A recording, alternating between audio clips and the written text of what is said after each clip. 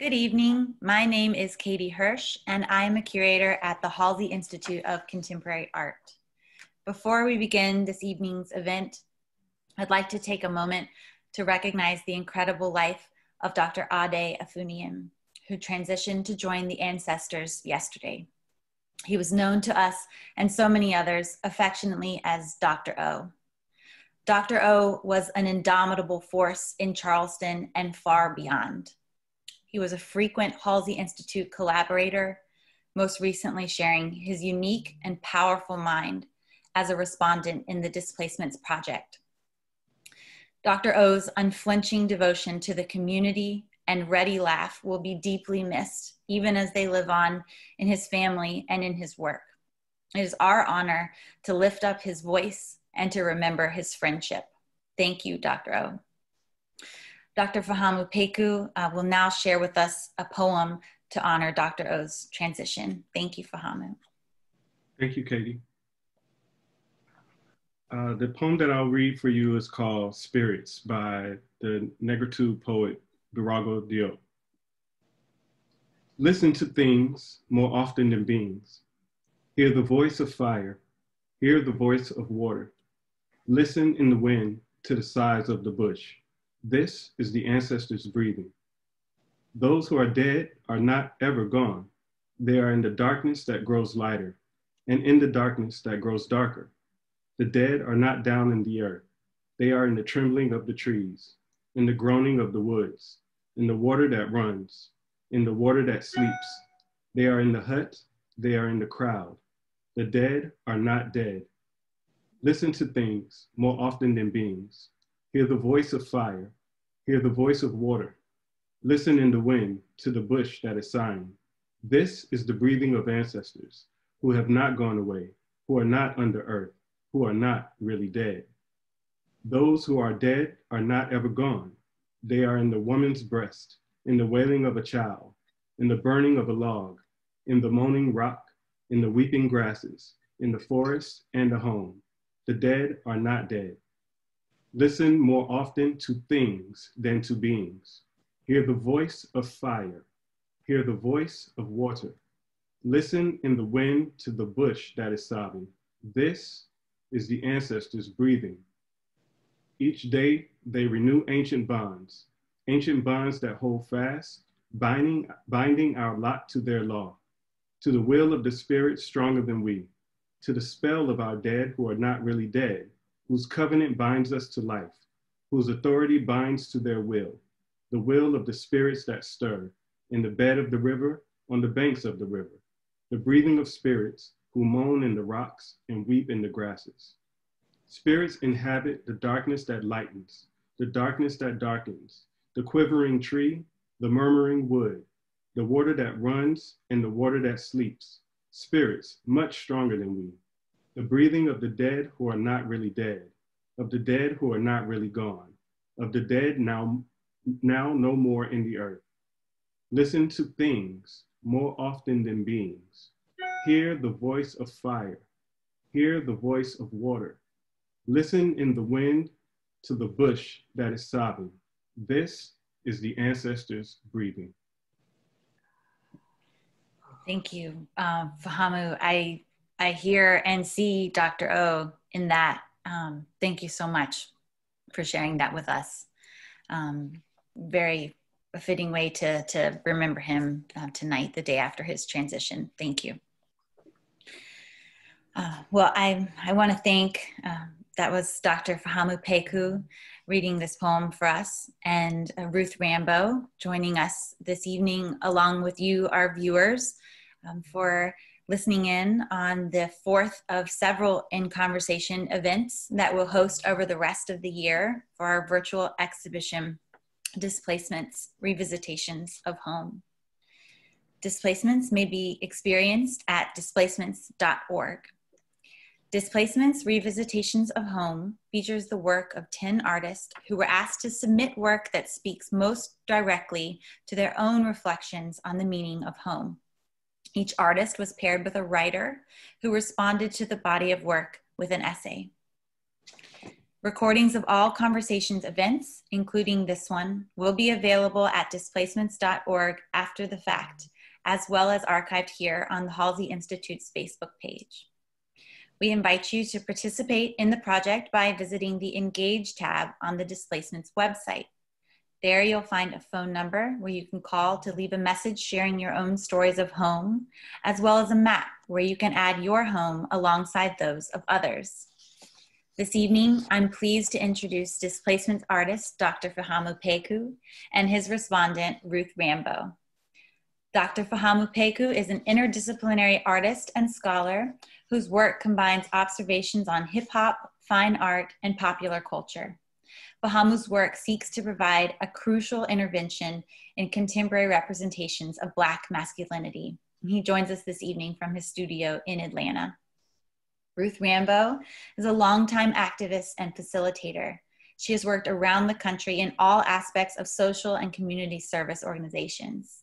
Ruth joins us this evening from Charleston. We invite you to ask any questions you have for Fahamu or Ruth by entering them in the comments for this video or by emailing halsey@cfc.edu. Many thanks to you both for giving us your time this evening, and I'm happy to turn it over to you. Thank you. I am so excited to be here and have this opportunity to talk with Fahamu because I find his work so enchanting and provocative. Very provocative. Difficult to go to his shows or look at any of his plates and not think. And so I was very taken. I have this calendar thing called African Wisdom in Life. And each day it gives me an African proverb. Oh, wow. Today, the proverb was so appropriate. It was a Ghanaian proverb, and it goes, "The wise are spoken to in proverbs." And it seems so appropriate to me to have a conversation with Fahamu because he is such a wordsmithing visual artist.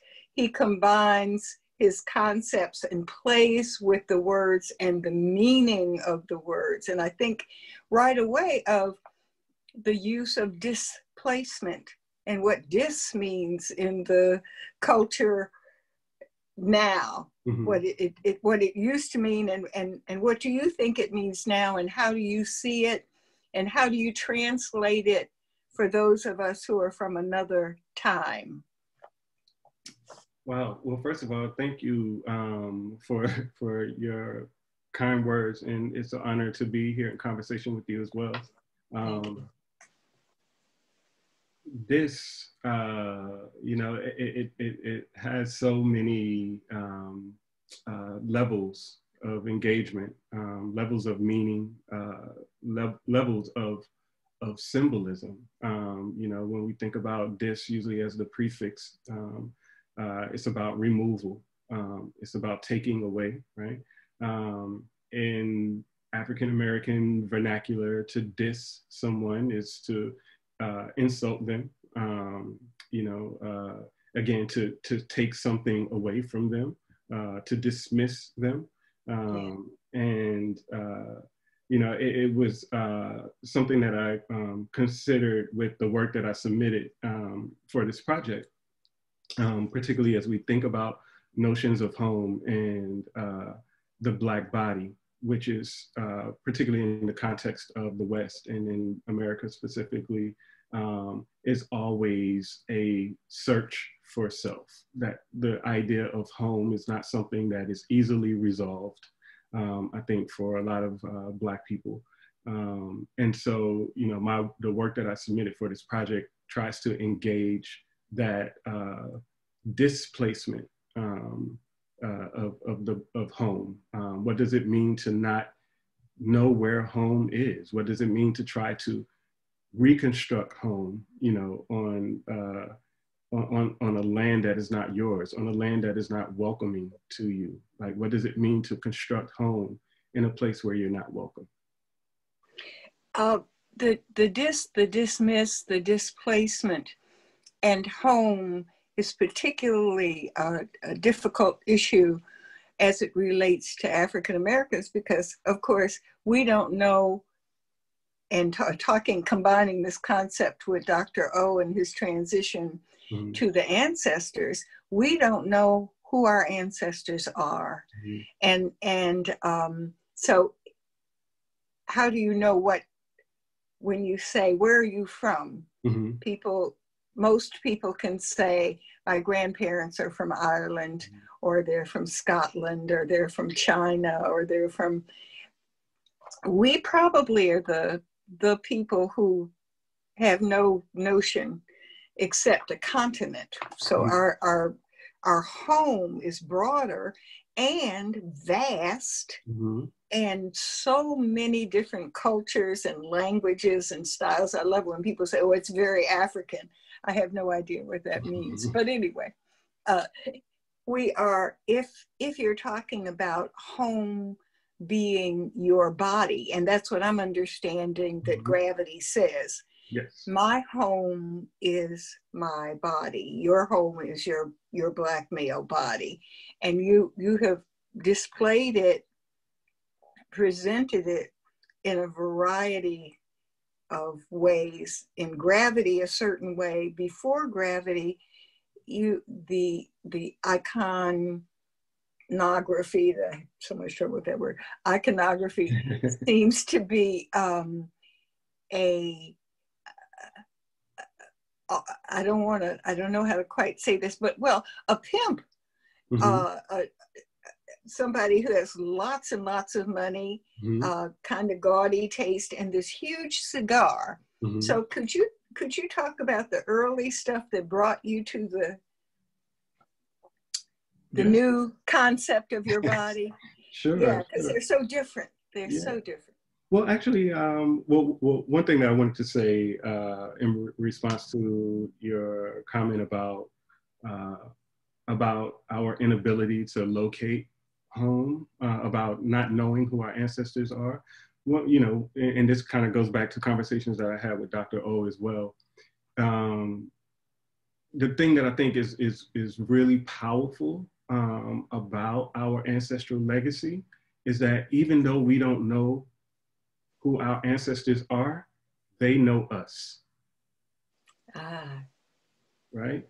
And we see that manifested over and over again, because there's so much of Black cultural and intellectual expression that can be directly connected to our source on the continent. We just don't always identify it as such because we have been disconnected from that sense of home. Can I interrupt you long enough to tell you this story? I said I wasn't going to tell stories, but I have to tell you this.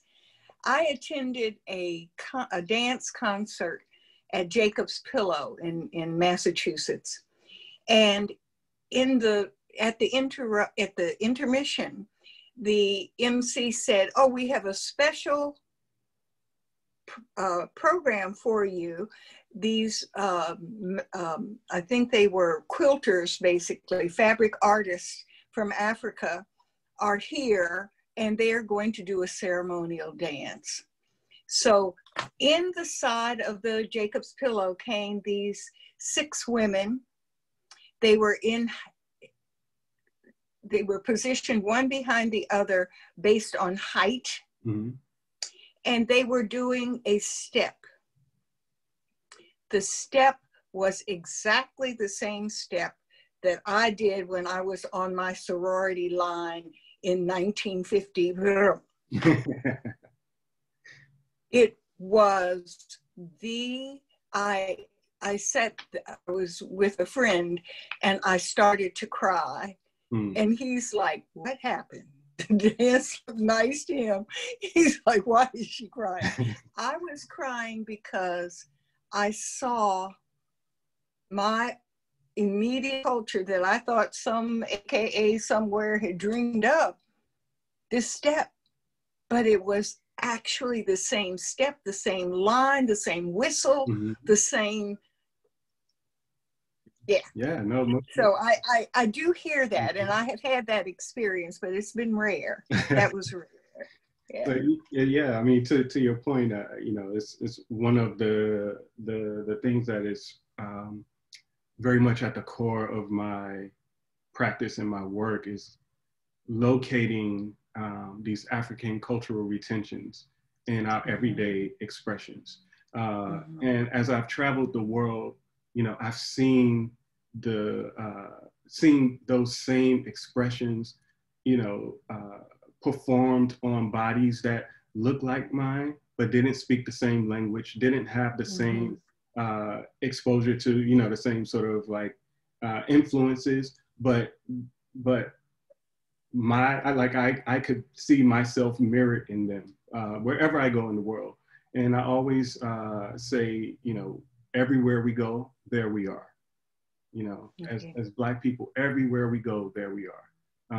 And that's just such a really powerful thing for me to realize, like, yeah, you know, we may not know our ancestors, but they know us. And if we quiet ourselves and silence ourselves enough, they will, you know, they'll come and acknowledge. We'll find our way. Yes. Yeah.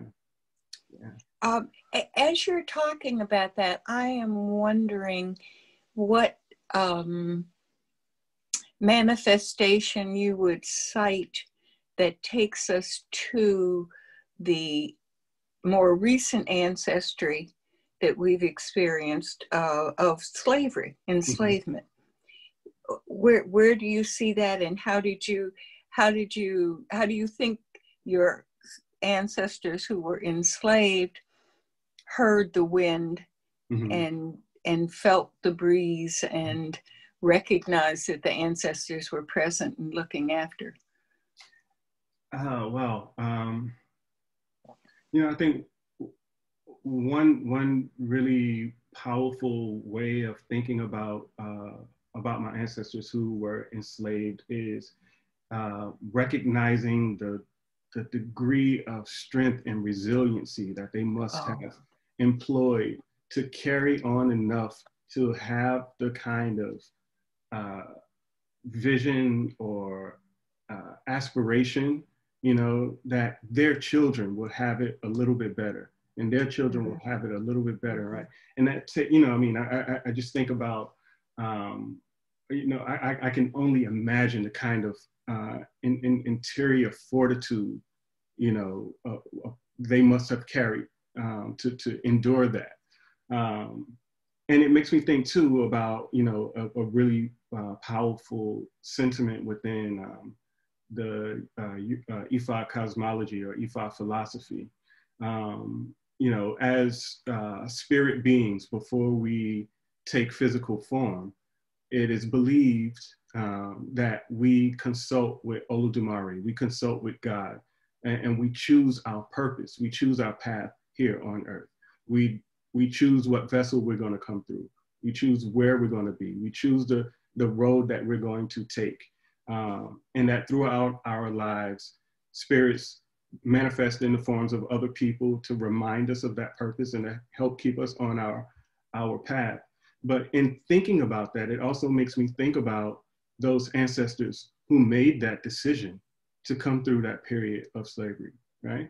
To come through that time, to come through that torment, to endure that trauma, so that I could be here to do the type of work that I do, that you could be here to do the type of work that you do. And that becomes an empowering thing. It makes me think of my ancestors as superheroes. They chose, they chose that fight so that I could be here to make this one. Oh, yes, I hear that. And my phrase, the phrase that I use to describe them is the amazing Africans, because they were so resilient. I want to talk about, however, your presentation and your provocative work, which cites specifically the current state of the Black male home, i.e. body. And I'm not sure where the covering comes into that whole, that circle, but certainly the coverings are very much a part of what you're provoking us to look at. I had asked Katie if she would show us some of your work, because I think some of the people who are hearing the conversation may not have seen Gravity and may not have seen part of it. So I'm wondering if we can do the one that you write. Well, no, I wanted Phoenix. Yeah, that's Phoenix, isn't it? This one is Black Boy Fly. Is that Black? Oh, okay, yes. Okay. That's Phoenix. Oh, that's good. Maybe we can just scroll past them. Could we do that, Katie? Yeah. So I see a good number of things that I have questions about. In this series particularly, I was unclear as to why the coloring was outside of the body. What? So there's a kind of a funny story about that. Okay. So when I draw, I always draw on the floor. Like I put my paper on the floor and I'm hovered over it, drawing. Oh, okay. As big as the paper is, I'm like on top of, like literally on top of it. Okay. During a certain period of time, I was making my drawings. I would mix my acrylic paint in a lot of water, so it's really watery, and then using a brush, sort of like fill it in, like almost like coloring, Okay. within the lines. So I'm working on some drawings one day. I was in residency at the Hambidge Center here in Georgia, and I was working on these drawings, and I started to apply the watered down paint to the paper, but the paper that I used was a new paper I hadn't worked with before, and I immediately realized that it was not a type of paper that was really receptive to a wet medium. And so as soon as I put a little bit of like tint on the drawing, it started to bubble up. And I was like, oh man, I just ruined this paper. And I got up to go clean my brush, and I accidentally kicked the cup over that had the paint and water mixed in it, and it spilled across the drawing. And when I looked at it, I was like, oh, now that's nice. And so, from that point, I began to like make my drawings, again, just drawing on the floor, but then I would tack it to a wall. I would mix the pigment up in the cup and then literally like throw it onto the drawing and let the material move. I think it provides movement. It gives it some energy. I like to call it ashe. Ashe. Ashe, yes. It gives it a life and energy and a force. It was also, for me, it was reminiscent of,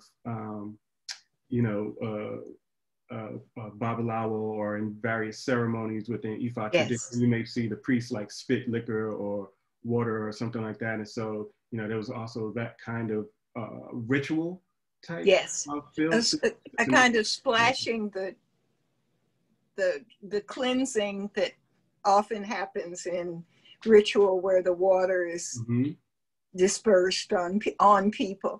Right. I'm fascinated to learn that part of it, because I was thinking that you were telling us that we have to look beyond the body and think basically outside of home, think outside to be exposed to more of the external world. Interesting. So, yeah.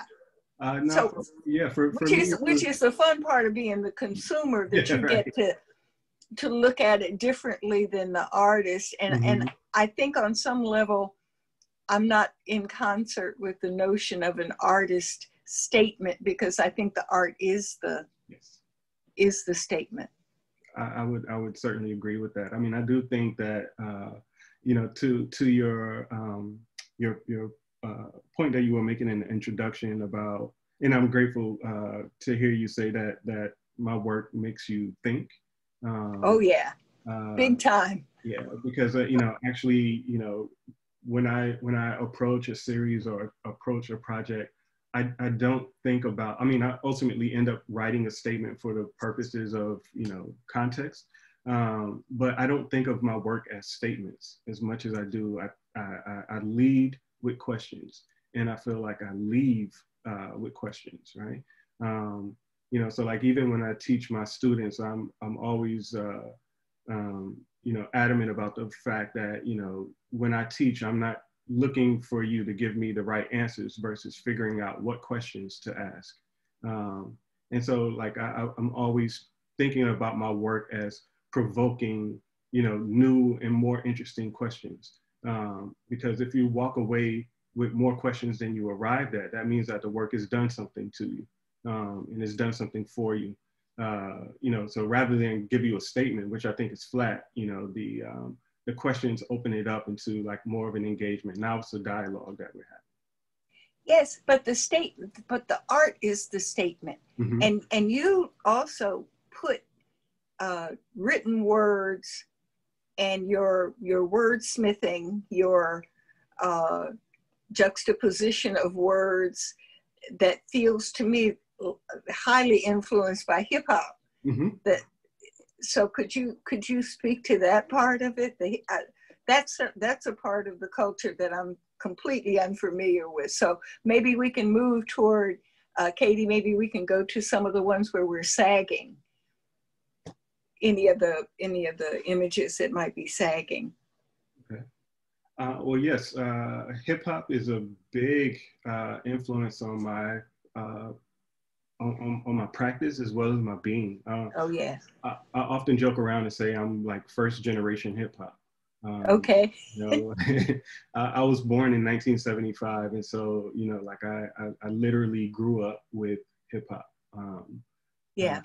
And so even you know, as a boy, my two loves were drawing and rapping. Okay. Even though I never aspired to be a rapper as much as I aspired to be a visual artist, but I always loved language. I always loved words. Yeah, I find it really interesting how words and language, you know, can be a tool or a weapon. You know, so I like taking ideas and phrases and thoughts that have been weaponized and flip them around, deconstruct them, take them apart, and reuse them, appropriate them into Yes. tools that push us. Yeah. Yes, I can see that. And another story does come to mind. When I was young, one of the city councilmen called another city councilman a dastardly demagogue. And I read it in the paper. That's number one. That was important in this formulation. And number two, I had no idea what it meant, but I knew that he had called the other councilman out. Mm-hmm. And that it was printable in the newspaper, which meant it was socially appropriate, but it was a weapon. Mm-hmm.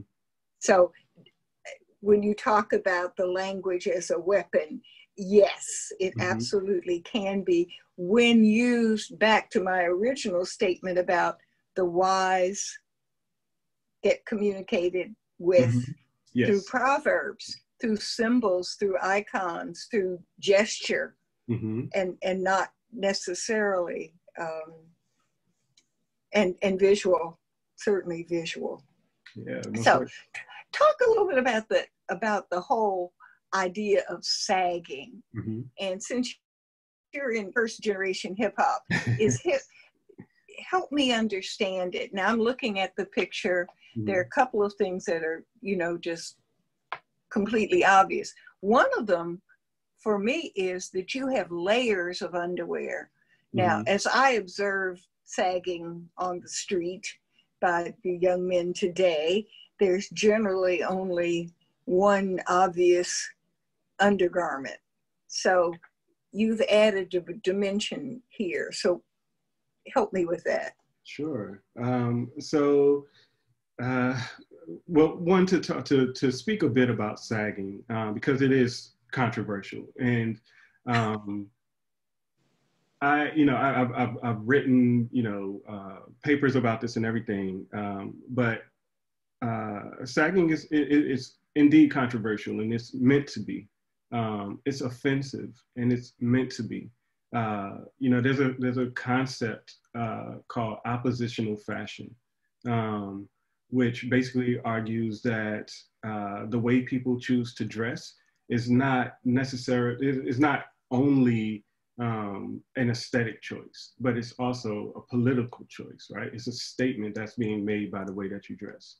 And in a lot of contexts, especially, again, considering the impositions of white supremacy and anti-Blackness on Black men's bodies, the way we are told to dress, the way we are sort of, what's the word, the politics of respectability around how we are supposed to dress and appear what is appropriate. Right. What is appropriateness? Well, and then we have to ask the question of appropriate to whom, right? And for what, and for what reason? Yes.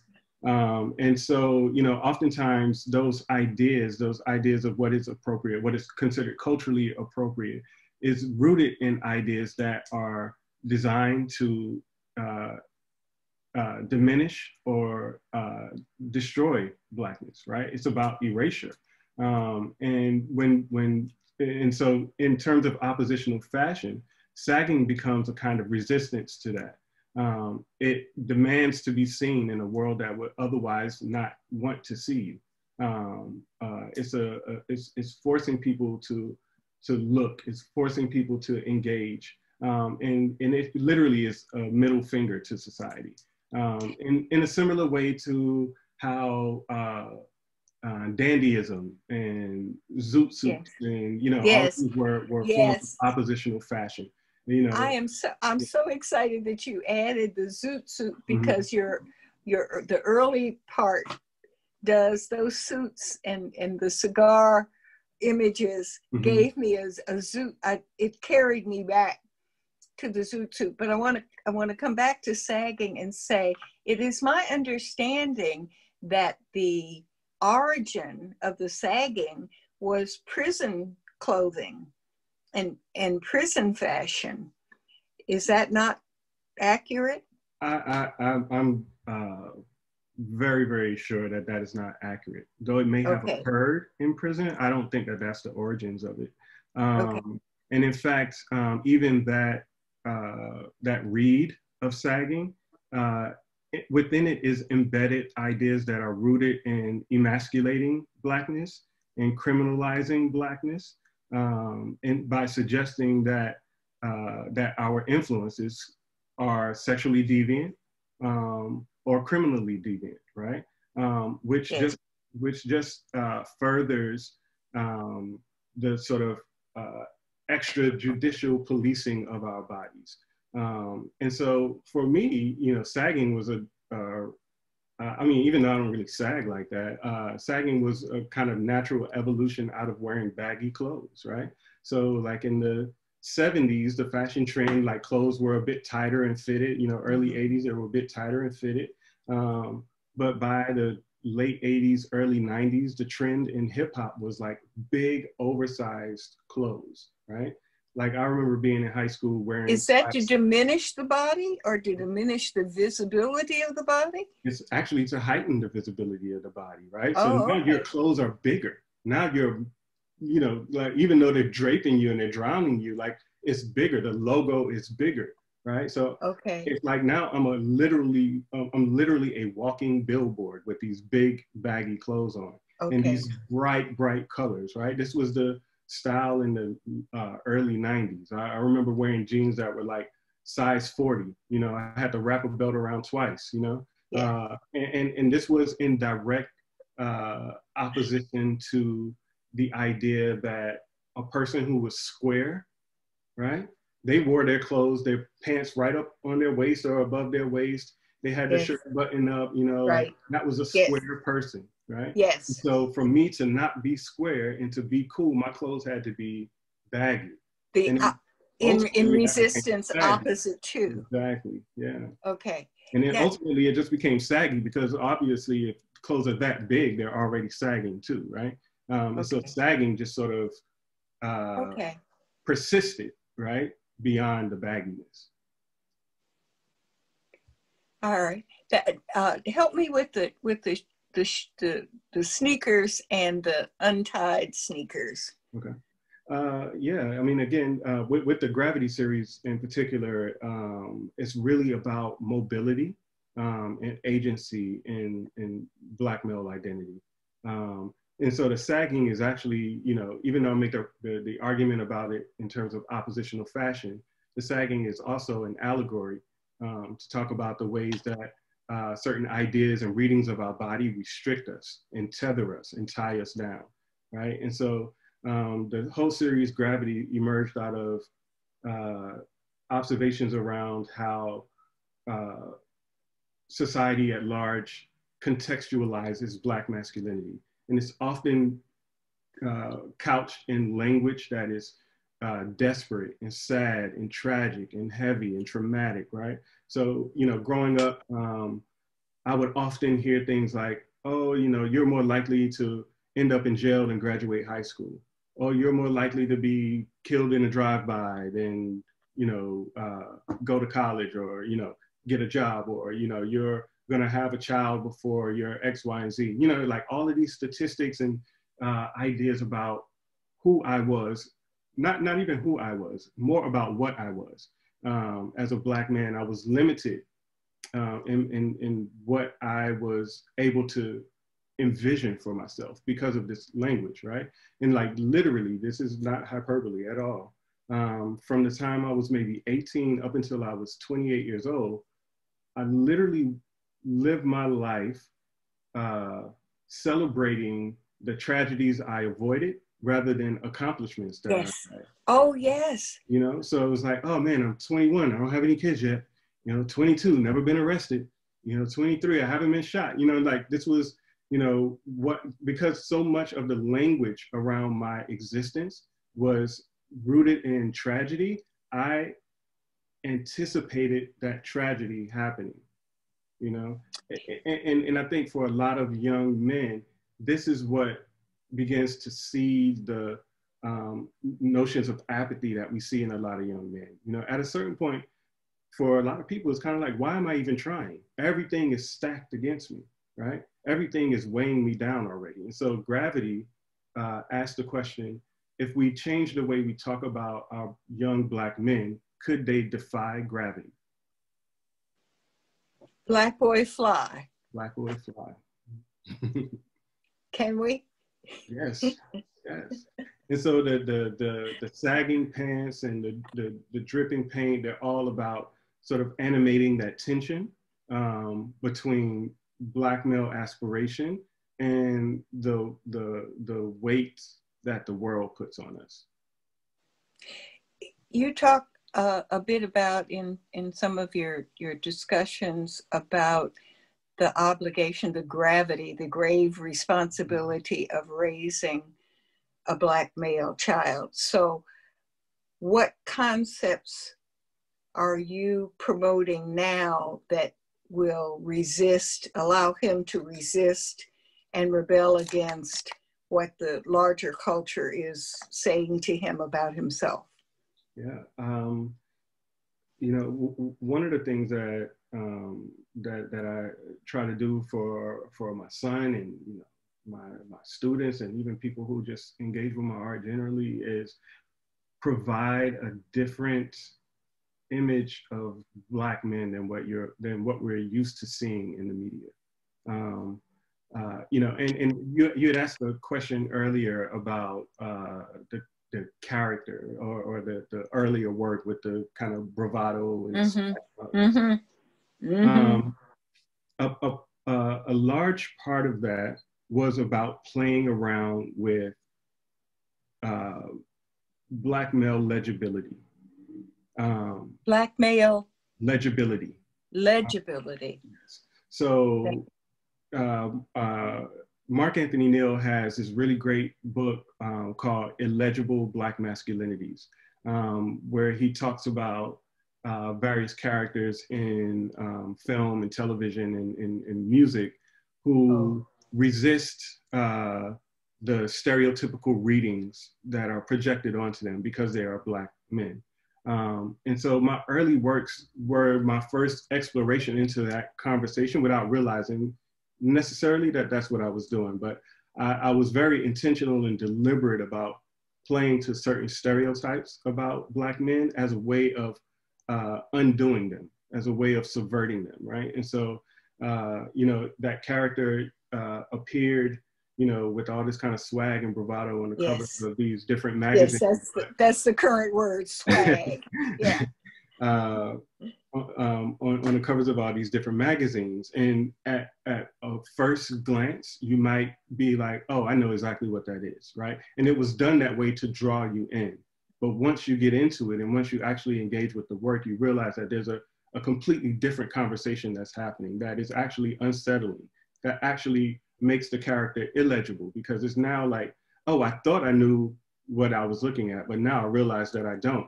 Now I have to begin to ask myself questions about what it is I'm looking at. Who is this person? Why are they doing this? What does these words written across this canvas mean? Why is the piece titled X, Y, and Z? And so all of these things were about destabilizing readings of Black men that we've come to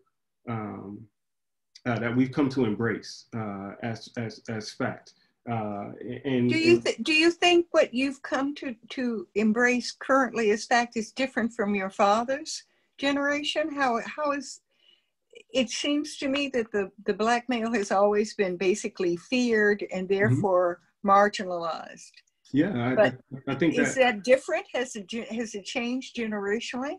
I think we can see evidence of a pushback against it in ways that maybe previous generations had not.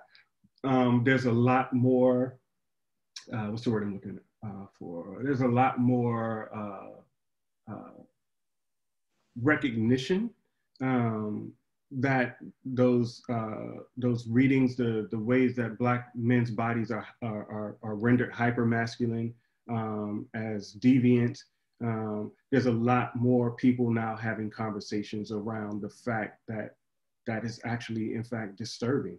And I think it's because we're seeing more Black men writing stories for us, humanizing us in ways that traditional media had not. You know, I often think back about critiques of The Cosby Show when it first aired back in the 80s, and people were like, a Black doctor with a lawyer wife living in a brownstone in Brooklyn? Nah, that's unbelievable. How ridiculous is that? Oh, could not suspend disbelief to, you know, and you know, so a part of what I'm doing in my work, and a part of what has kind of always been at the core of my work, is playing with those ideas. You know, again, playing with people's expectations. Like, my favorite character is Bugs Bunny, and I always used to love that Bugs Bunny would let Elmer Fudd catch him in the trap.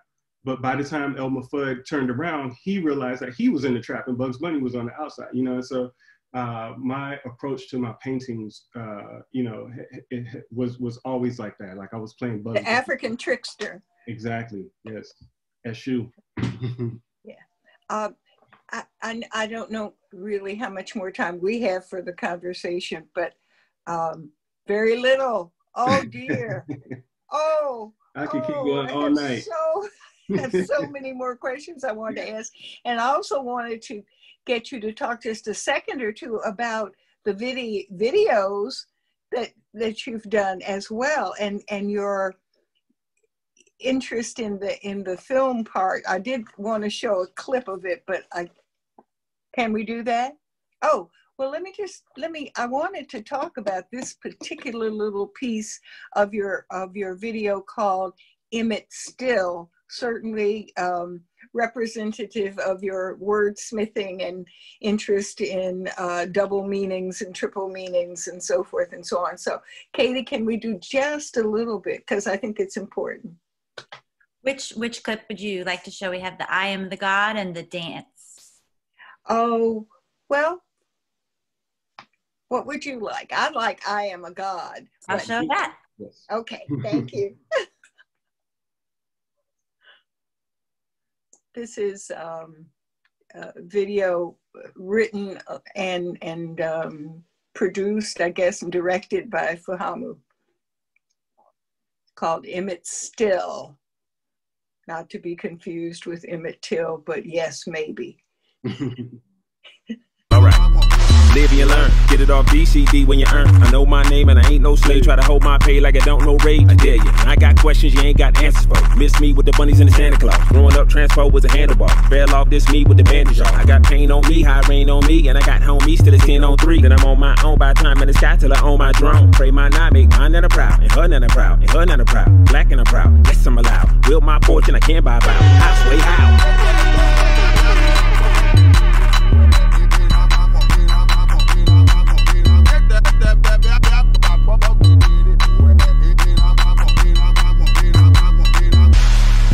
I'm the omnipotent, omnipresent, I'm the blessing, I'm progression, my profession. Some important line in the piece is, what did you think? I was amazed at how quickly adaptable it was to the whole notion of having that language, the repetition, the concepts, and it is certainly indicative of where you wanted us to go. I have questions, but I have no answers. And that was exactly the way that I felt when I left the gravity, looking at gravity. It was, I have plenty of questions, but I don't have the answers. So, Katie, I thank you so much for the opportunity and a chance to talk with Fahamu and to get to see where young artists are coming from and what they want us to, particularly us old folks, and I didn't talk about the women part. The women don't show up until we get to the Yoruba influenced work. So I'm happy to see us represented, and thank you for that. Thank you so much. Thank you. Thank you. It's been a pleasure. Yes, just a joy. Well, thanks to you two. And I want to apologize. It looked normal on my screen, but I'm reading some comments that the video wasn't properly sharing on Facebook. So we have, for our viewers, we have linked to the video there. Great. There in the comments. Great. And I agree. I could just sit here. I'm ready to go 3 more hours and listen.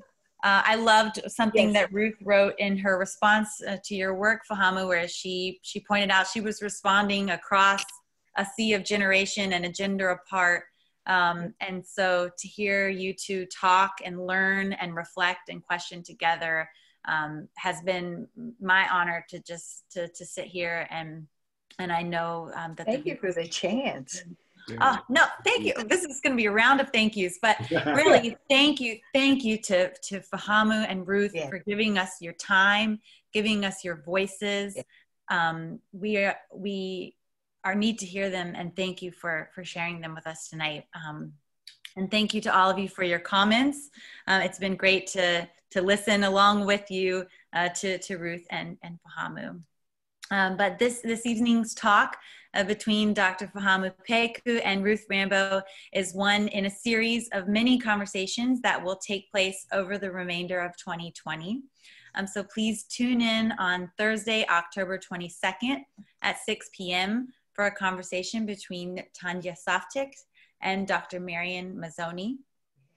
In the meantime, please visit displacements.org to experience the exhibition and see the work of Fahamu and read Ruth's response. And be sure to put those upcoming events in your calendar. And I thought I would also read a quote shared with us in real time from Dr. O's autobiography from part 1, Die Not Another. And I think it'd be nice to close with this quote. But Dr. O wrote, "My struggle to overcome ignorance and other forms of personal internalized oppression required that I stood up against the myths and lies that were given out so freely as absolute truths. Had I believed the ill wishes of the predictors of my doom, my life would have turned out differently." What a life that he led. And you two were a part of his life. And Ashe. thank you. Thank you. Thank you. Thank you.